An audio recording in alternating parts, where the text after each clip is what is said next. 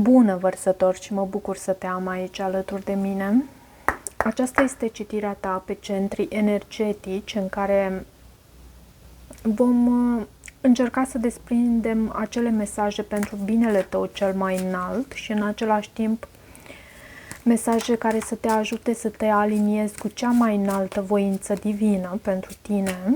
Hai să vedem pentru vărsător ce mesaje avem aici pentru vărsător, pentru această perioadă care urmează. Creația a ieșit și văd și o anume tristețe, dar și imparțialitate. Vom vedea dacă vor ieși în citirea noastră, de fapt, în citirea ta.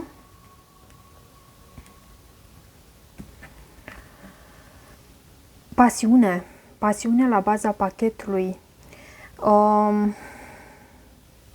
Tu ai o anumită pasiune așa pentru ceva anume și vezi că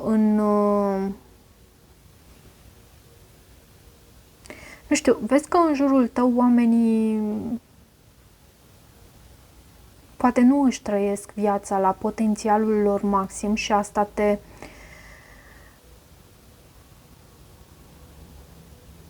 poate și nedumeri, dar în același timp te poate și determina să aduci în viața celor din jur și acel element de pasiune, pentru că văd această persoană care este ușor plictisită aici și care poate nici nu ascultă mesajul tău, cumva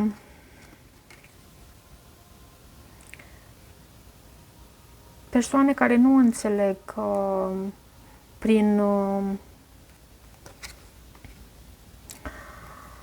prin această atitudine, de fapt, nu fac decât să aducă în viața lor mai multă plictiseală, mai multă lipsă de entuziasm și toate acestea. Vrei să trezești la viață pe cineva, pentru că prin felul în care tu trăiești, prin ceea ce tu transmiți, tu simți pasiune pentru acest lucru și în același timp și pentru cei din jur. Vrei să îi animi. Imparțialitate, văd la baza citirii. Această carte arată ceea ce te susține, din ce anume te tragi tu. De ce imparțialitate? Și da, am văzut foarte... Uite, vezi? Eu vorbeam și nu mi-am dat seama că am scos pe masă chiar acele cărți care am spus că la început de citire, nu? Acestea erau. Creație. Nu știu dacă erau chiar în ordinea aceasta. Da, deci e un mesaj important aici pentru primele 3 chakre ale tale, chakrele inferioare. De ce imparțialitate pentru vărsător? 3 de monede.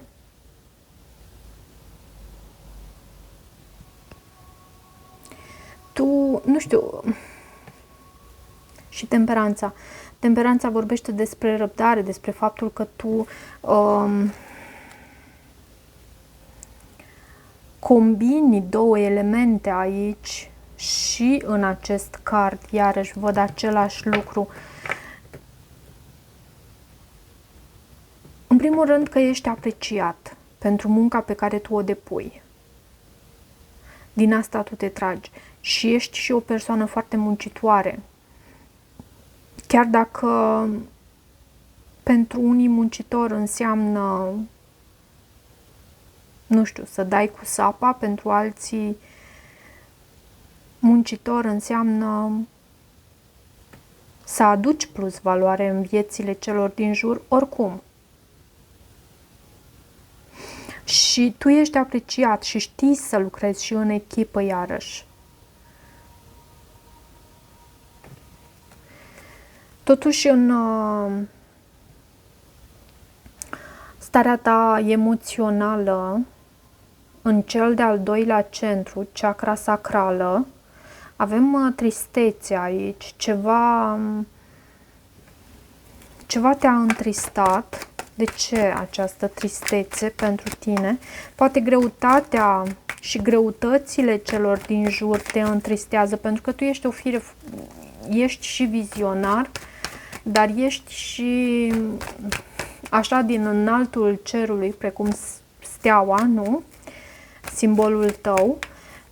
Din înaltul cerului tu urmărești pe cei din jur și vrei să le fie bine. 8 de cupe. O oarecare doză de dezamăgire, aș spune eu aici. Tristețe, dezamăgire. Cele două. Ceva care te face să te detașezi de ceva anume. Nu neapărat să pleci. Pentru unii poate fi și așa, dar te face să te detașezi de ceva anume, poate emoțional. Pentru că e prea mult. E prea mult simțit de tine. Și iarăși Pluto trece în Capricorn.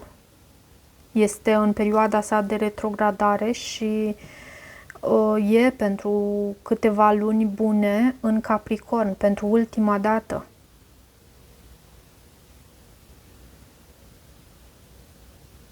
Poate fi relevant și pentru tine. Pluto este transformator, aduce acea energie transformativă și tu l-ai avut de pe 21, cred, ianuarie până acum, l-ai avut în prima ta casă. O transformare pe toate planurile pentru tine. Personalitate, iarăși. Da, un soi de tristețe aici și dezamăgire în starea ta emoțională. Nu știu, aș spune eu să nu rămâi prea mult în această stare, dar cred că ar trebui să vin și cu instrumentele necesare care să te ajute pe tine să poți să ieși din această stare. Hai să văd cum ar trebui să procedezi tu pentru a ieși din această stare. 9 de cupe. Într-un fel îmi venea să spun să ai răbdare, în același timp să știi că un nou început este aproape pentru tine, da, să duci poverile până la capăt, dar un nou început e aproape pentru tine. Și chiar o îndeplinire a unei anumite dorințe pentru tine aici. Ai încredere în univers că știe cum să le alinieze toate astrele pentru a-ți fi și ție bine. Creația avem în starea ta, în procesele tale mentale, ceea ce este în mintea ta, gândurile tale te susțin sau provoacă. De ce creație? Creație vine cu o energie foarte bună, cumva ești și, da, poate fi pentru unii foarte creativ. Și turnul, energie scorpionică. Nu știu, toate aceste mișcări ale planetelor. Uranus a trecut și el în perioada sa de retrogradare. Pluto este deja în perioada de retrogradare și trece în Capricorn, e în perioada de tranziție prin Capricorn.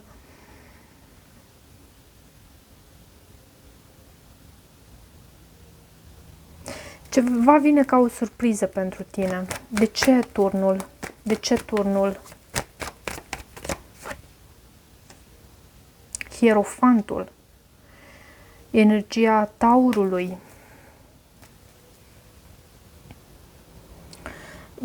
Hierofantul vine cu valorile tradiționale, cu respectarea valorilor tradiționale.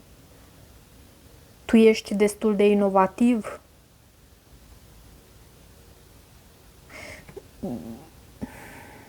Ai răbdare. Am văzut la început temperanța și mi se trage așa și mi se transmite să îți spun și ție să ai răbdare. Trickery este în ceea ce avem în inima ta. Iarăși îmi place foarte mult mesajul care îl are acest card și anume cel care tentează este la fel de vinovat ca și hoțul. Și trickery în inima ta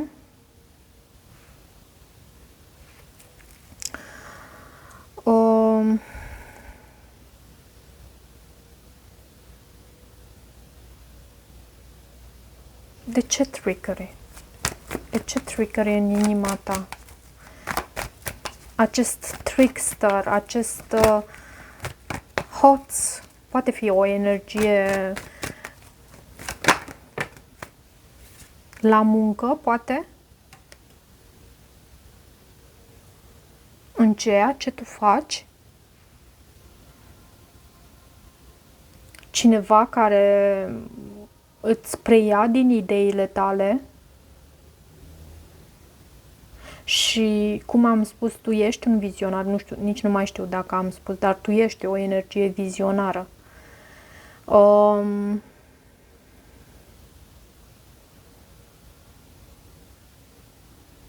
Da. Cineva care te subminează așa. În felul în care tu comunici avem instinct. Aici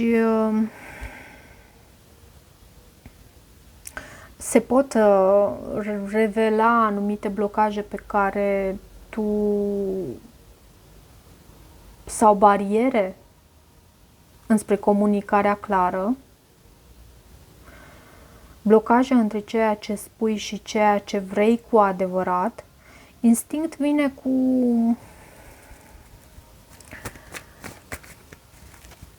faptul că tu îți asculți instinctul și asta comunici. De ce instinct aici? De ce instinct aici? 7 de spade. Și aceeași energie cu acest card din inima ta.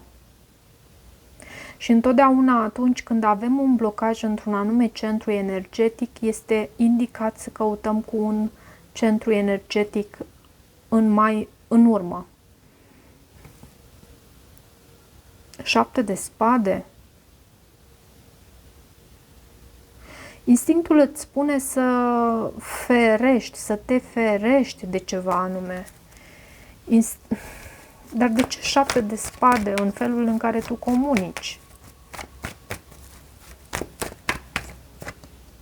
Eremitul reprezintă zodia Fecioară. Ai anumite realizări, pentru că văd și judecata aici, energie scorpionică, iarăși.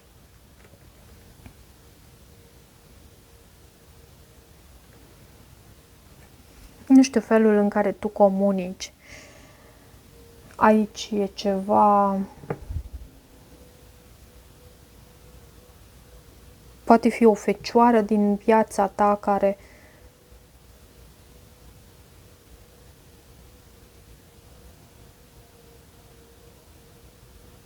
te face să comunici, să acționezi astfel.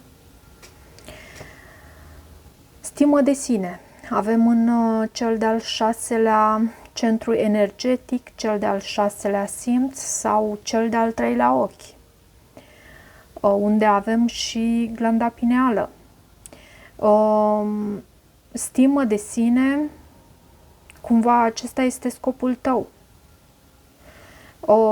Acest card stimă de sine vorbește despre acest copil care în drumul său întâlnește scaunul servitorului suprem și este invitat să se așeze pentru a se încărca cu energie pozitivă. De ce stimă de sine? Soarele. Asta este scopul tău. Și temperanța, vindecare, răbdare, succes, lumină, claritate, stimă de sine. E în scopul tău. E un scop măreț și în același timp bine calibrat. În ceea ce privește rezultatele, avem expansiune. Aici, de ce expansiune? Expansiunea este energia acelui 3 de bâte. Regele de cupe reprezintă bărbatul îndrăgostit, reprezintă energia masculină, poate fi un semn de apă, rac, scorpion, pești. Și de ce regele de cupe? Este personajul care este foarte capabil să simtă în profunzime pentru cineva sau pentru ceva anume. De ce regele de cupe în această poziție, în cartea rezultatelor? 10 de bâte și era la baza pachetului anterior și 6 de spade. Anumite poveri de care te vei elibera. Pentru că avem 6 de spade aici, tu te eliberezi de acele poveri, de acest 10 de bâte. Și asta pentru că ajungi la final de drum.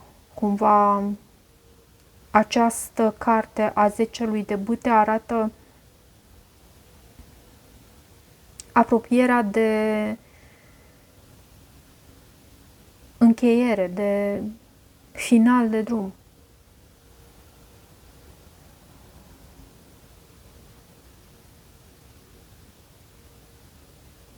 Ești dispus să depui un anume efort.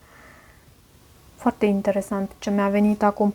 Ești dispus să depui un anumit efort pentru a aduce viața ta într-un spațiu mai armonios și poate chiar viața ta amoroasă, viața ta sentimentală, într-un spațiu mai sănătos pentru tine. Ok, dragii mei vărsători, cam atât pentru astăzi. Cum am văzut și la început, pasiune, cineva care îți animă sufletul sau tu animi sufletul cuiva. Destul de multișoare arcane majore văd în citirea ta, văd Scorpion, Taur, Fecioară, Leu.